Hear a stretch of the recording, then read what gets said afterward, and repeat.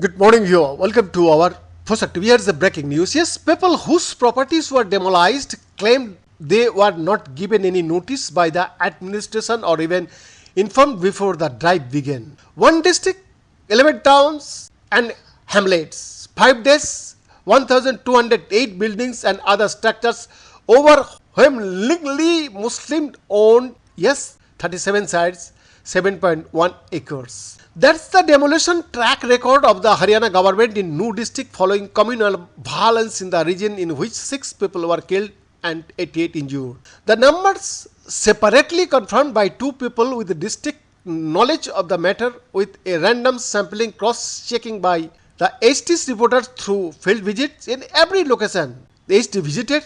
The property was found to be owned by Muslims. Would likely have been higher if not for the Punjab and Haryana High Court's intervention on August 7.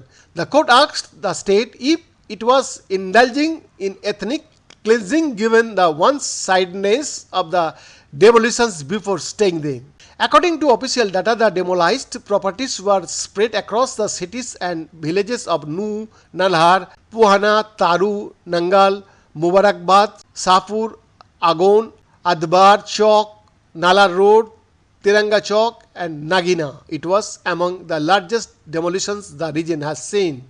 Jawahar Jadhav, officer on special duty OSD to Haryana Chief Minister Banwar Lal Khattar, said that officials from the town and country planning department, Haryana Sahari Vikas Pradhikaran, police department, forest department and local panchayats were involved in identifying the properties that needed to be demolished. A meeting was held on August 1st and records were scanned by each officials from their areas, and based on the statements of the suspects involved in the violence, the drive was carried out. The houses razed were of all those who were either arrested or identified or were illegal establishment, he said.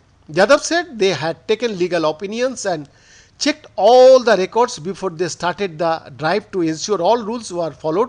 He insisted that a notice was given on June 30, although this would mean that this was done before the committee he spoke of met on August 1st. New District Commissioner Dhirendra Khagate, speaking to ST, also claimed to have valid reasons to carry out the demolitions, illegal encroachment on government land, developments on forest land, building on HSVP land, houses without occupation certificates, structures built without any change in land use on agricultural land, properties without approved building plans, or buildings used by rioters to throw stones and petrol bombs at the Hindu religious procession on July 31st.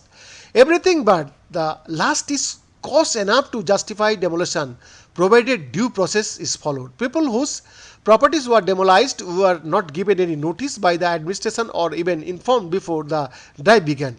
For instance, Liaquat Ali, who owns a tiles showroom in Kharli Kankar village, said a demolition notice was posted a few minutes before his outlet was demolished, that he had registered the property and was running it for 6 years without receiving any notice from the administration. Prasant Panwar, from our Deputy Commissioner of Nu, said the building did not have an approved building plan and was constructed illegally, but the demolition does seem to have been indiscriminate. In fact, the most common threat, if there is one, was the properties belong to people of one community. For instance, the kiosk of Hamid Muhammad, registered with the new municipal corporation, was demolished.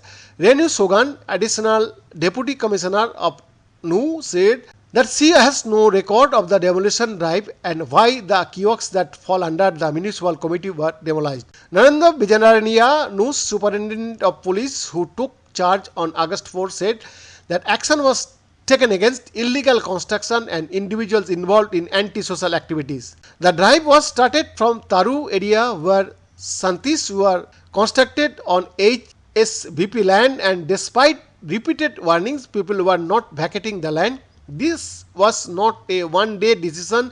In fact, the district's town planning team was already planning to carry out the demolition drive, he added. It is not clear what sort of warnings were issued and when. On August 3rd, over 250 Santis in a Rohingya camps in Taru were bulldozed. The police offered 2 arguments in favor of the demolition. Some of those involved in the new violence were living in the Santi town and the Santis were built on HSBP. 4 Rohingya men were arrested for their alleged involvement in the violence, said police. They added that the residents were all illegal immigrants from Bangladesh who had moved to Haryana from Assam. Biendas report, Posak TV.